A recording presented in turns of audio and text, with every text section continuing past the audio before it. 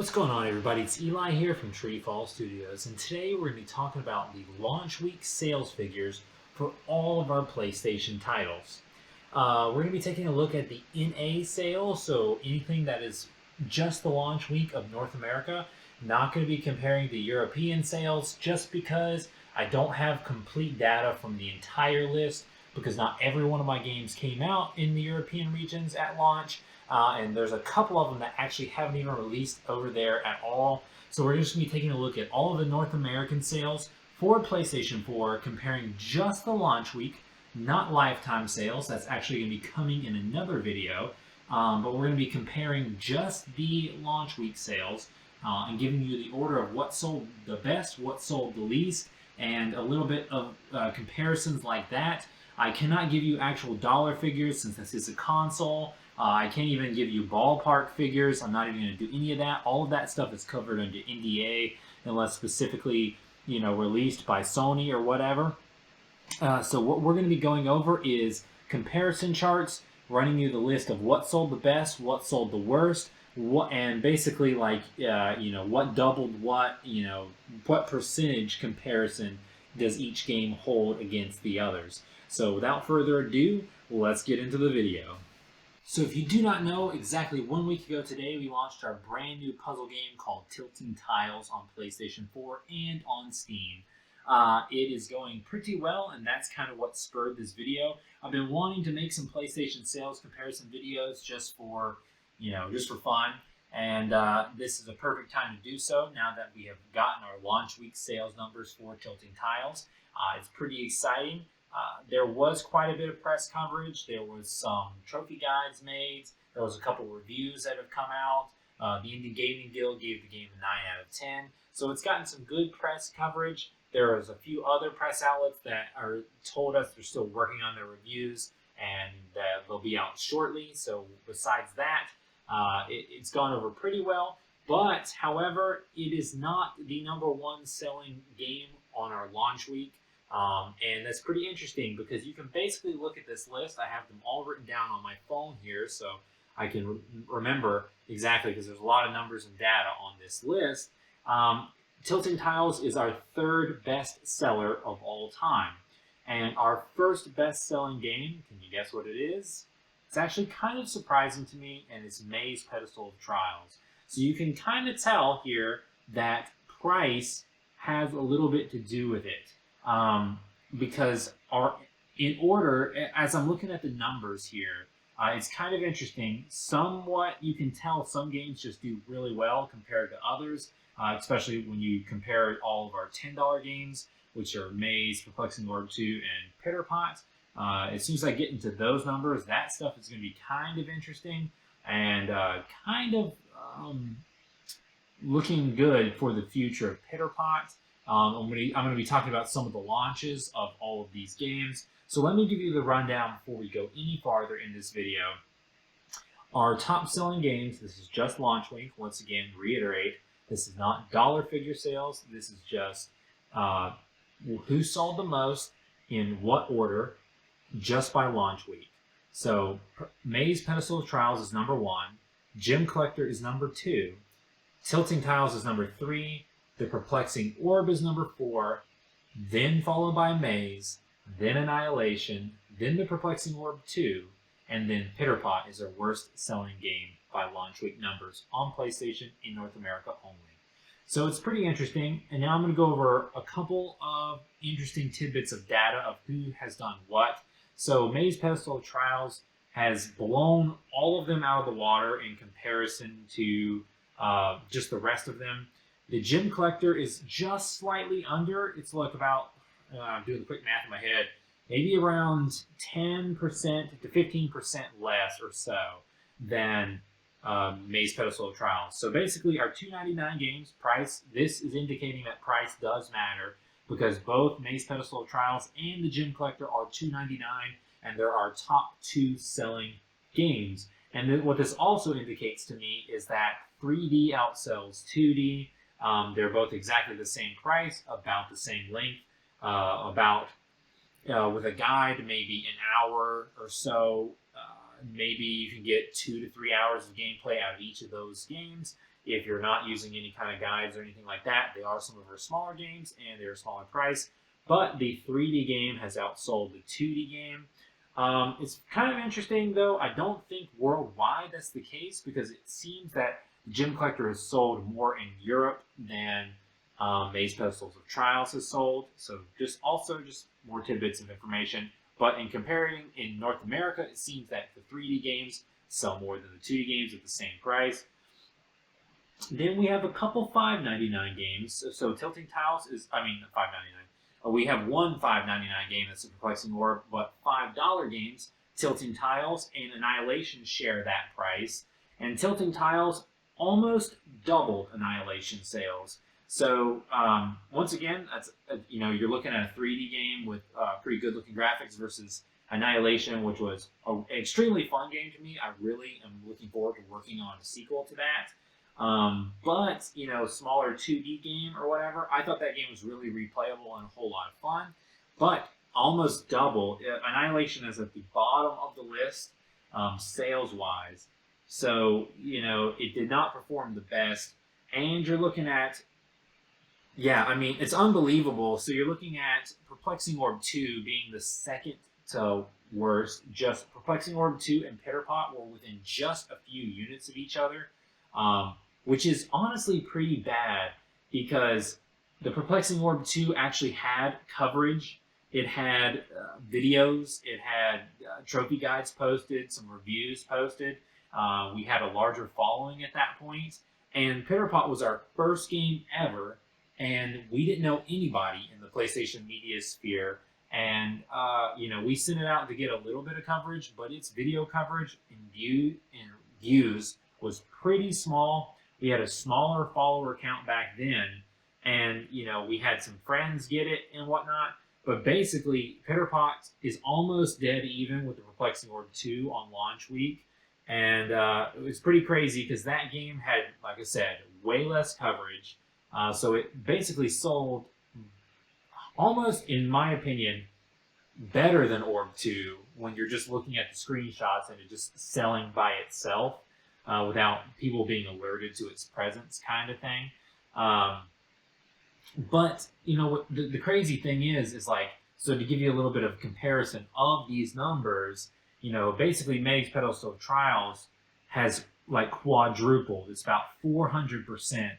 Both the Pitterpot and Perplexing Orb 2 numbers. The original Perplexing Orb did about 150% of what the Perplexing Orb 2 did. But the crazy thing is like you're thinking, okay, these are all different prices. So Perplexing Orb 1 was $5.99 and Perplexing Orb 2 was $9.99. So even though it did basically 150% more, they basically sold around the same revenue dollar figure for both of the Orb games, which, is a little bit lower on the list. But lifetime sales, that's a deeper video because you have to analyze when we were invited to sales and how things were featured and other things like that. So basically, the Perplexing Orb, I think, is our #1 selling PlayStation title because it was featured a couple years ago in a pretty prominent position in the October savings sales, and it made it into a Christmas sale. So we really had some discount-driven sales for the Perplexing Orb. Another thing that you can't really take Annihilation into account, even though it's lower on this list, I'm pretty sure with that game, a couple of the people that make guides and videos and do press coverage for this game, I'm pretty sure that they did not make it out by launch for this one, because I remember there being a giant boost like in week 2 or 3 for this. So lifetime sales should be interesting. I actually think Annihilation overtakes a couple of these other ones in terms of lifetime sales. Plus, it's been out longer. That game came out in like 2019 or so, something like that.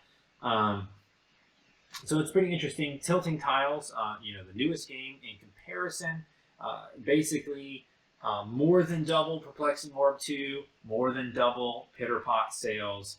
So you're talking more than double, but exactly half the price. So you're saying basically just overtaking in terms of revenue these other two games, basically um, crushing Annihilation, almost doubling.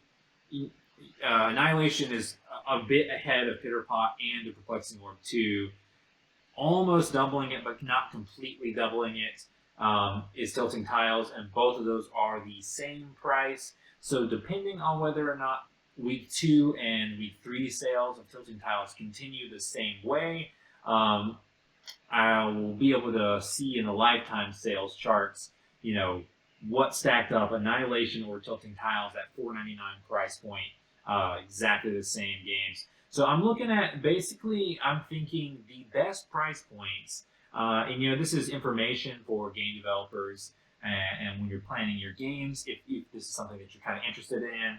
So basically, you can tell that it breaks down heavily by price. Our least selling games are the $10 games, but they bring in more revenue, and they don't sell that much less than these $5 games.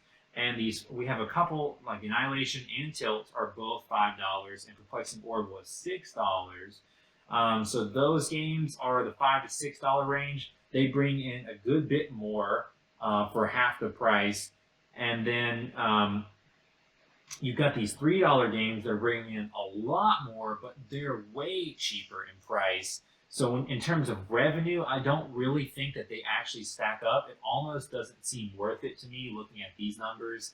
It looks to be like, the sweet spot is that $5 to the $6 price range. It kind of shows that those games are basically where your sweet spot is. Like you're getting more sales than your $10 games, but you're bringing in a little bit less revenue, but you're not getting as much sales as the $2 and $3 games.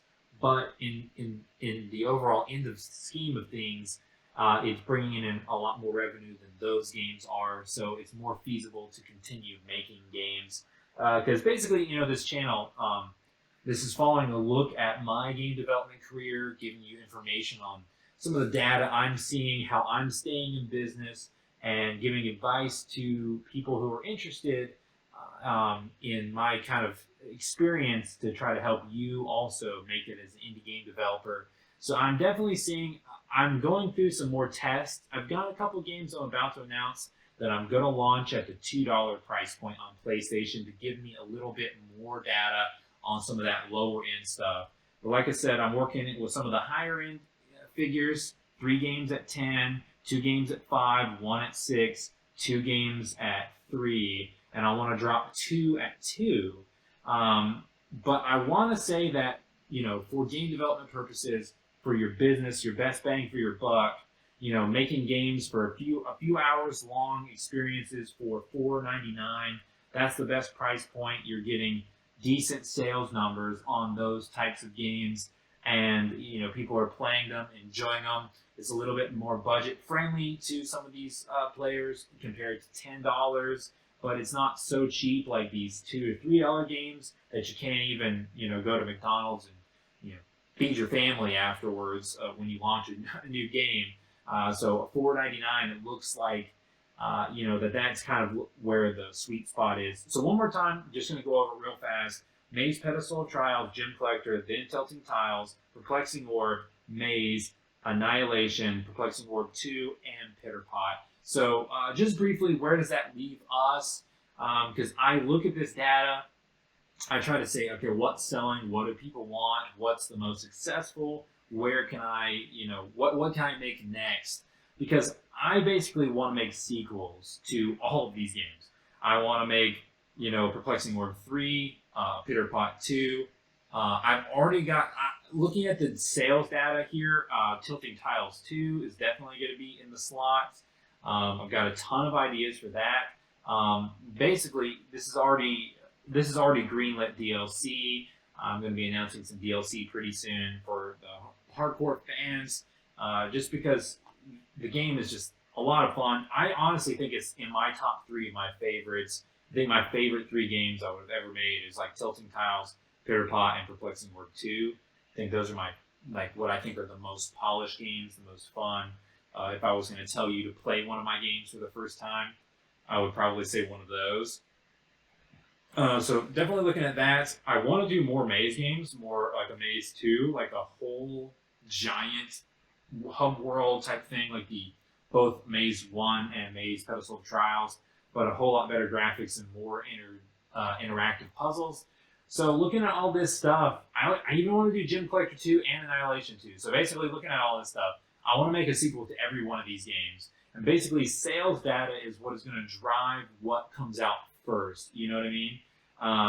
So, yeah, I would have to say, looking at this stuff, that you would get this data would give you probably a Tilting Tiles or Annihilation 2 first, maybe another sequel to Maze Pedestal Trials, like Maze 2, but similar pricing, probably like a $4.99, $7.99, depending on how big it is, somewhere in that middle range pricing. So something like that. What? It's kind of disheartening. Perplexing Orb 1 sold a ton lifetime by being invited to sales, but Perplexing Orb 2 did not really sell a whole lot. When we break down the charts and look at lifetime sales, I'm not actually sure. I don't have the numbers of all of it memorized in my head. It's not all completely added up yet. But I want to say that it's on the lower end of stuff. That Maze did a lot better at $10 than Orb 2 did. Although Orb 2 is now getting pushed a little bit more now that I've done the bundle pack. The Maze bundle pack and the Orb bundle pack both sell decent numbers. But I want to say, honestly, people, for some reason, they really like the Perplexing Orb 1. And I think the pricing between Orb 1 and Orb 2 in that bundle pack, when on sale, it pushes more of those than it does for the Maze packs. But like I said, that's coming in another video. So I hope you guys thought this video was interesting, just reading you down some of the numbers, the launch list, who was doubling who. Tilting Tiles did a couple where they doubled over. But there's nothing that touches that Maze Pedestal Trials so far. Pretty interesting stuff for me to take a look at, and what we're gonna do next sequel-wise. We got a couple new IPs coming down the pipe. The Rocket Mouse was announced recently, and we're going to be teasing out some of the letter stuff on the PlayStation platforms, which has never made it outside the Wii U stuff. So maybe those will be high sellers on PlayStation, maybe not.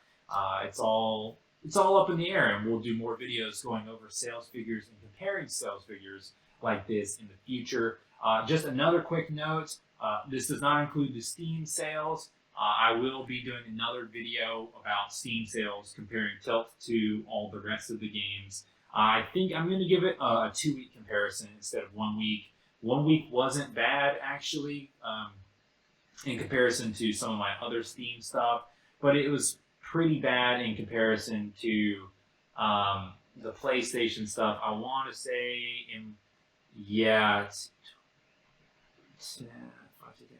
10 times higher. Yeah, so I basically, more than 10 times probably sold on PlayStation versus Steam. So something in those ballparks, those figures. But, the Steam stuff wasn't so bad. I want to be looking at like a month out on the Steam stuff and then give you guys another update on that. But I hope you found this video interesting. Before we go, I've got to give a personal shout out to all of the patrons who support TreeFall Studios on Patreon.com.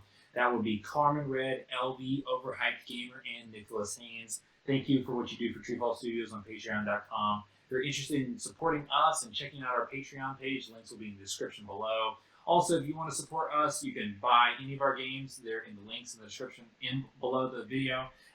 There'll be links to Steam games and also PlayStation games. Today is the last day of the PlayStation Indie Sale. All of our games are on sale on PlayStation except for Tilting Tiles because it just came out. So you can check those out on PSN. And we actually have a few games featured in Steam's Autumn Sale. So if you want to get Perplexing Orb 2 or Maze at the lowest price they've ever been at, you can get those on Steam. Without further ado, guys, I'll catch you in the next video with some more information, and some more information coming soon for more games we'll be coming out with pretty shortly. All right, guys, catch you in the next video.